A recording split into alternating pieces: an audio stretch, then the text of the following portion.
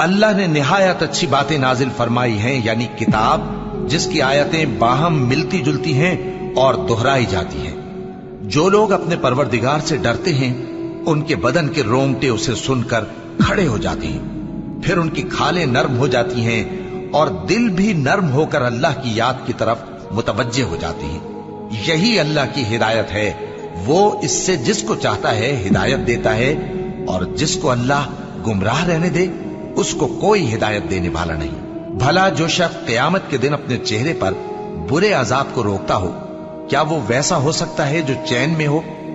और जालिमों से कहा जाएगा कि जो कुछ तुम करते रहे थे अब उसके मजे चखो। जो लोग इनसे पहले थे उन्होंने भी तकजीब की थी, तो उन पर अजाब ऐसी जगह से आ गया कि उनको खबर ही न थी। फिर उनको अल्लाह ने दुनिया की जिंदगी में रसवाई का मजा चखा दिया और आखिरत का अजाब तो बहुत ही बड़ा है।